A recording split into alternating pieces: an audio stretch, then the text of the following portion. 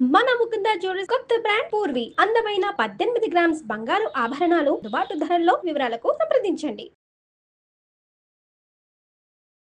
నమస్తే అమ్మా. నమస్తే అమ్మా. అమ్మ, మహాభారతంలో శకుని కథ, ఆయన చరిత్ర ఒక్కసారి చిన్నగా గుర్తు చేసుకుందామా? విలన్ పాత్రకి the motivation, ever motivation? Shakuni Gandhara దేశపు రాజకుమారుడు. తండ్రి పేరు సుబలుడు. ఈయనకి వృషకుడు, అచలుడు అని 2 సోదరులు ఉన్నారు. గాంధారి ఇంకా ఆవిడ చెల్లెళ్ళు చాలామంది, వీళ్ళందరూ ఈయనకి సోదరీమణులు. ఇంతమంది వీళ్ళందరినీ కూడా గాంధారిని చెల్లెళ్లతో సహా ధృతరాష్ట్రుడికి ఇచ్చి వివాహం చేశారు. సుబలుడు ఎందుకు చేశాడు అంటే, హస్తినాపుర రాజ్యం ఆ రోజుల్లో చాలా పెద్ద రాజ్యం. అంటే మొత్తం భారతదేశానికల్లా ప్రధానమైనటువంటిది అది. మిగిలినవన్నీ చిన్న చిన్న చిన్న రాజ్యాలు. కనుక అటువంటి రాజ్యంతో సంబంధం అంటే ఆయనకి చాలా ఇష్టమే. అల్లుడు గుడ్డివాడైనా తన మనవాళ్ళు రాజులవుతారు, చక్రవర్తి అవుతాడు. సింహాసనాన్ని ఎవరైతే హస్తినాపురంలో సింహాసనం మీద కూర్చుంటారో వాళ్ళు మొత్తం భూమండలానికంతా రాజులుగా పరిగణించబడతారు. అంచేత ఆ ఉద్దేశంతో ఇచ్చాడు. కొంతమంది అంటారు గాంధారి సోదరుడు అంటే సుబలుడు కొడుకు ఎవరైతే ఉన్నారో శకుని, ఆయనకి కోపం అంటారు. కోపం ఏమో మనకి తెలియదు, కొన్ని స్వభావాలు అట్లా ఉంటాయి. ఆ స్వభావం ఆ అక్కగారిని అత్తగారింట్లో దింపడానికి వచ్చినటువంటి శకుని హస్తినాపురంలో ఉండిపోయాడు. ఉండిపోయి దుర్యోధనాథులకి మేనమామ అవుతాడు కదా, 101 మందికి మేనమామ అయిన. ఎందుకు ఉండిపోయాడు? ఆయనకు నచ్చా లేకపోతే కారణం తెలియదు. దానికే కారణం ఏం చెప్తారంటే, గుడ్డివాడికి ఇచ్చి కొంతమంది వాళ్ళ అన్వయాలు అట్లా భారతంలో మనకు అట్లా ఏం కనపడదు. ఏమంటారంటే తన బావగారు గుడ్డివాడు కదా, మేనల్లుళ్ళకి కావాల్సింది రాకపోతుందేమో ఏదన్నాను, అందుకని ఉన్నాడు అని దానికి రకరకాల కథలు చెప్తారు. కానీ ఉండిపోవడం అయితే జరిగింది. ఇక్కడ ఉండిపోయినటువంటి వాడు మేనల్లుళ్ళని తనకున్నటువంటి కుత్సితపు బుద్ధితో అదే వాళ్ళకు వచ్చేటట్టుగా చేశారు. సాధారణంగా మనం అనుకుంటాం మేనమామ పోలిక మేనత్త చాలిక అని. ఎంత లేదైనా మేనమామల పోలికలు కొంత వస్తాయి. అందుకే వివాహాలు వ్యక్తుల మధ్య కాదమ్మా, కుటుంబాల మధ్య. కుటుంబంలో మిగిలినటువంటి వాళ్ళ వ్యక్తుల లక్షణాలు కూడా పిల్లలకు వచ్చే అవకాశం ఉంది కనుక కొంచెం జాగ్రత్తగా చూసుకుంటూ ఉండాల్సిందే. ఈ శకునికి కొడుకున్నాడు, వాడి పేరు ఉలూకుడు. వీడు కూడా యుద్ధానికి వచ్చాడు.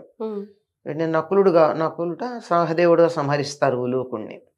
ఈ శకుని కూడా మహాభారత యుద్ధంలో వీళ్ళ చేతుల్లోనే, ఈ చిన్న సోదరులలో పాండవుల్లో చిన్న వాళ్ళ చేతుల్లోనే చనిపోవడం జరుగుతుంది శకుని. ఈయన కూర్చుని దుర్యోధనుడి మనస్సుని నిరంతరం విషపూరితం చేస్తూనే ఉన్నాడు తనకు విషపు ఆలోచనల్లో. ఇతడికి కర్ణుడు తోడయ్యాడు, దుశ్శాసనుడు వెంటనే ఉన్నాడు, దుర్యోధనుడి పెద్ద తమ్ముడు. ఈ నలుగురు కలిసి దుష్టచతుష్టయం. ఈ దుష్టచతుష్టయానికి దురాలోచనలని ఇచ్చినటువంటి వాడు, తంత్రం నడిపినటువంటి వాడు శకుని. ఏం చెప్తే దానికి మనకేదో ఒక మాయాబజార్ సినిమాలో భలే మామ అంటూ ఉంటాడే, అట్లా అంటూ దుర్యోధనుడు మామగారు ఏం చెప్తే, మేనమామ ఏం చెప్తే దాన్ని వింటూ ఉంటాడు. కర్ణుడు దాన్ని ఎలా అమలు జరపాలా అని పాండవుల మీద ఉన్నటువంటి కోపంతో అతడు ప్రణాళిక వేస్తూ ఉంటాడు. దుశ్శాసనుడు వాడికి అసలు దున్నపోతు మనస్తత్వం, ఏమి పట్టదు. ఏం చెప్తే దాన్ని అలా ఆ దున్నపోతు వెళ్ళిపోయినట్టు అలా ముందుకు వెళ్ళిపోతూనే ఉంటాడు. ఈ నలుగురిని నడిపించినటువంటి వాడు మాత్రం శకుని. అందుకే ఎవరైనా కుతంత్రం చేసి చాలా చెడ్డ ఆలోచనలు చేసి ఆ చెడ్డ ఆలోచనల ప్రభావంతో అవతల వాడు చెడుగా ప్రవర్తించేట్టు చేస్తే వాళ్ళని శకుని అంటాం, మనం వింటాం. వాడు శకునిగాడు అంటాం. ఇలాంటి ఆలోచనలు చేయడం ఉంటుందన్నమాట. నిజంగా శకునే గనక లేకపోయినట్టయితే దుర్యోధనుడికి ఇంత దురాలోచనలు వచ్చేవి కాదేమో. కర్ణుడు ఉన్నాడు, కర్ణుడు ఏం మంచివాడు ఏం కాదు, మనం మంచి అనుకుంటాం గాని అతడికి ప్రోద్బలం కూడా ఉంది. కానీ దానికి కావలసిన ఆలోచన ఇచ్చింది. జూతం ఆడమని చెప్పిన సలహా ఇచ్చినటువంటి వాడు శకునే, జూదానికి పిలిచి. ఎందుకంటే రాజులు సుక్షత్రియులు కనుక అయినట్టయితే ద్యూతానికి కానీ యుద్ధానికి కానీ పిలిస్తే కాదనకూడదు, కాదంటే ఓడిపోయినట్లు లెక్క. అందుకని ద్యూతానికి అలా వెళ్ళినప్పుడు ఎంత తెలివిగా ముందర ఎవరు పాచికలు వేయాలి. ఈ రోజుల్లో అయితే మనం టాస్ వేస్తున్నాం. ఆ రోజుల్లో లెక్క ఏంటంటే చిన్నవాళ్ళకి మొదట అవకాశం ఇచ్చేవాళ్ళు. ఇప్పటికి కూడా కొన్ని గేమ్స్లో టీమ్స్ ఎవరంటే వాకోవర్ ఇచ్చేస్తూ ఉంటారు. ఇచ్చేది ఎవరికి ఇవ్వాలి అంటే ఉన్నంతలో చిన్నవాళ్ళని చూసుకుని చేస్తూ వాళ్ళకి మొదటి అవకాశం వాళ్ళకి ఇవ్వడం అనేది మనం ఫ్రెండ్లీ మ్యాచెస్ అన్నిట్లో చూస్తూనే ఉంటాం కదా. అలాగ మొదటి అవకాశం మాకు ఇవ్వాలి అన్నాడు శకుని. పాచికలు జూదం ఆడింది ఎవరు?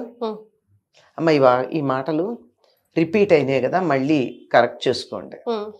జూదం ఆడింది ఎవరు? ఒక పక్షాన ధర్మరాజు, రెండో పక్షాన కదమ్మ. జూదం ఎవరి మధ్య జరిగింది? కౌరవ పాండవుల మధ్య. పాండవుల పక్షాన ధర్మరాజు ఆడుతున్నాడమ్మా, పెద్దవాడు గనక. మరి కౌరవుల పక్షాన ఎవరు ఆడాలి? దుర్యోధనుడు ఆడాలి. ఎందుకంటే టీం లీడర్ కదా, ఆడాలి ముందు. ఇక్కడ దుర్యోధనుడు ఆడకుండా శకుని నేను వేస్తాను పాచికలు అన్నాడు. ఎందుకని?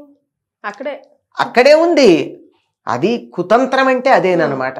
నా ప్రతినిధి నా బదులుగా ఆడతాడు. అప్పుడప్పుడు రాజులు ఏం చేస్తారంటే వాళ్ళు మాట్లాడాల్సిన పక్క వాళ్ళ చేత చెప్పించటం, వాళ్ళు చేయాల్సిన పనులు పక్క వాళ్ళ చేయటం చేస్తారు కదా. అట్లా అనమాట. ఆయన రాజరాజానికి అనిపించుకుంటాడు కదా, అంచేత అలా అన్నట్టు ఊరుకున్నారు. కానీ శకుని అక్ష విద్యలో ప్రవీణుడు. అక్షము అంటే ఇది పాచిక. పాచికల ఆడే విద్యలో చాలా ప్రావీణ్యం ఉంది. అదొక విద్య ఉంది. దాని ప్రకారం దాన్ని అక్ష విద్యను ఎవరైతే ఉపాసన చేస్తారో వాళ్ళకి ఆ పందెం ఎంత పడమంటే అంత పడుతుంది. మరి ఆ విషయం తెలియదా ధర్మరాజుకి? అన్నీ తెలుసు. కానీ రాజసూయ యాగం అయిపోయి వెళ్ళిపోతూ ఉన్నప్పుడు, రాజసూయ యాగం జరిగినప్పుడు యాగ భూమిలో రక్తపాతం జరిగింది, శిశుపాల వధ జరిగి కనుక తప్పనిసరిగా జనక్షయం జరుగుతుంది. ఈ జనక్షయం ఎవరి పేరు మీద జరుగుతుందంటే ఈ యాగం ఎవరు చేశారో వాళ్ళ పేరు మీద జరుగుతుంది. అంటే చెడ్డ పేరు ఎవరికి వస్తుంది? ధర్మరాజుకు వస్తుంది. కనుక ఆ చెడ్డ పేరు నీకు రాకుండా ఉండాలంటే నేను ఒక చిన్న ఉపాయం చెప్తున్నాను అని చెప్పి వెళ్ళాడు కృష్ణుడు. ఏమిటంటే ఎవరు నిన్ను ఏదడిగినా నేను అడిగాను అనుకుని అవును అను, కాదని అనకు.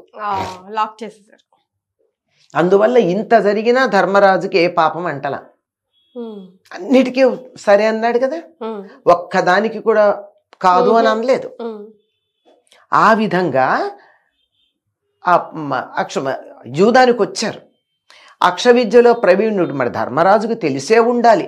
తెలుసని గాని తెలియదని గాని ప్రత్యేకంగా మనకేమీ దాని గురించి చెప్పి లేదు. ఒకవేళ తెలిసినా కృష్ణుడు చెప్పిన మాట ప్రకారం నోరెత్తాడు, సరేనంటాడు. ప్రతిదానికే తలూపడమే. అయ్యో దీనికోసం ఎన్ని మాటలు పడ్డాడండి. సొంతంగా తమ్ముళ్ళు భార్య కూడా నానా మాటలు అన్నారు ధర్మరాజుని, తెలుసా? కొన్నిసార్లు చాలా కృష్ణుడికి ఇచ్చిన మాటల కోసం, మాట ప్రకారం. ఇంతగా ధర్మం కోసం నిలబడాలనుకున్నాడు కదా, అందుకని. లేకపోతే వీళ్ళందరికీ ఇది వచ్చేది. ఎప్పుడైతే కృష్ణుడు వచ్చి ఈ మాట చెప్పి వెళ్ళాడో, ధర్మరాజు నేను చేయాల్సిన పని చేసేసాను, నేను ఇంకా వానప్రస్థానికి వెళ్ళిపోతాను అని చెప్పాడు. చెబితే తమ్ముళ్ళును ద్రౌపది కంగారు పడ్డారు. ఏమిటంటే ఇవాళ నుంచి నేనేం చెప్తే అది మీరు వినాలి, అలా వింటానని అవును కాదు అనకుండా, మంచి చెడు అని అనకుండా, ఆలోచించకుండా, చర్చ చేయకుండా నేను చెప్పిన మాట వింటే నేను రాజ్యపాలన చేస్తాను, లేకపోతే నేను వానప్రస్థానానికి వెళ్ళిపోతాను అన్నాడు. ఇందుకు ముందర కృష్ణుడు చెప్పిన దాన్ని ఆచరణలో పెట్టడానికి సరేనన్నారు. కానీ అరణ్యవాసంలో మళ్ళీ అన్నారనుకోండి అందరూను, సరే దానికి సమాధానం చెప్పుకున్నాడు. అది ఇక్కడ నేను ముందు పాచికలు వేస్తాను, నేను వేస్తాను అంటే మా పక్షం వేస్తుందంటే ఒప్పుకున్నాడు. నా ప్రతినిధిగా శకుని ఆడతాడంటే ఒప్పుకున్నాడు. శకునికి అక్ష విద్యలో ప్రావీణ్యం ఉంది. ఆయనకి ఎంత పడాలనుంటే పందెం అంతే పడుతుంది. ఇప్పుడు ఎలా ఉంటుంది? పాచికలు ఇలా ఉంటాయి, అవతల పక్షం వాళ్ళు చెప్తారు 5, 4 ఎంత. వీళ్ళు ఇలా వేసినప్పుడు 5 పడితే 5 కళ్ళు పడితే వీళ్ళు పందెం గెలిచినట్టు. 5 కాక 4 పడిందంటే వాళ్ళకి అలా వెళ్ళే అవకాశం లేకుండా అసలు ఇన్నిసార్లు జూదమాడినటువంటి ధర్మరాజు పాచికలు ముట్టలేదు. ముందర ఈయన వేశాడు, నేను గెలిచాను అన్నాడు. తర్వాత పందెం పెట్టారు, మళ్ళీ వేశాడు, గెలిచాను అన్నాడు, పందెం కట్టారు, అయిపోయింది. ఇప్పుడు వీళ్ళు ఒకసారి ఓడితే కదా పాచికలు అవతల వాళ్ళ చేతిలోకి వెళ్ళేది. ఇప్పుడు మనం ఆటలో వీళ్ళ పాయింట్ పోతే కదా సర్వీస్ అవతల వాళ్ళకి ఎడుతుంది, వీళ్ళే సర్వీసు. బ్యాడ్మింటన్ వీటిల్లో వీళ్ళకి ఓడిపోయినప్పుడు ఎట్లా సర్వీస్ వెళ్ళాల. మొత్తం అంతా ఏమేం పందెం కట్టాలో అన్నీ ఒక ద్రౌపది విషయం ఒక్కటే కర్ణుడు మాట్లాడాడు, కానీ మిగిలినవన్నీ చెప్పినటువంటి వాడు శకునే. అరణ్యవాసంలో ఏదో విధంగా మట్టు పెట్టమని సలహా చెప్పినవాడు శకునే. ఇలా ఒక్కొక్కళ్ళకి ఎలా చెయ్యాలో మొత్తానికి అన్ని రకాలుగాను నాశనం అంటే బాగుపడాలని ఉద్దేశం చేశాడు అని దాన్ని సమన్వయం చేస్తారు. మేనల్లుళ్ళని నశింపజేయడానికి చేశాడని ఒక సమన్వయం కూడా ఉంది. ఎందుకంటే ధృతరాష్ట్రుడు గుడ్డివాడై తన సోదరీమణులందరినీ పెళ్లి చేసుకున్నాడు గనక ధృతరాష్ట్రుడి వంశాన్ని నాశనం చేయడానికి ఆ పక్షాన ఉండి చెడు సలహాలు ఇచ్చి చేయించాడు అని కొంతమంది సమన్వయం చేస్తూ ఉంటారు. ఎందుకు చేశాడు అన్న దానికన్నా ఏం చేశాడన్నది మా ప్రత్యక్షంగా కనపడేది. ఏం చేశాడు? ఇతడిచ్చిన సలహాల వల్ల కౌరవ వంశం సమూలంగా నశించింది. గాంధారీదేవి ఎన్నోసార్లు నా తమ్ముడు చెప్పే మాట వినద్దని ధృతరాష్ట్రుడికి దుర్యోధనుడికి కూడా చెప్పింది. అంటే అతడు బుద్ధి అట్లాంటిదని మనకు అర్థమైంది కదా. మొత్తానికి ఇతడు కొడుకు ఉలూకుడు ఇతడు అందరూ కూడా ఆ యుద్ధంలో నశించారు. ఈ గాంధార దేశం అంటే ప్రస్తుతం కాందహారు, అది ఆఫ్ఘనిస్తాన్ అనే పేరుతో ఉంది. అలా తెలుసుకున్నాం ఈరోజు శకుని కథ. థ్యాంక్స్ మా.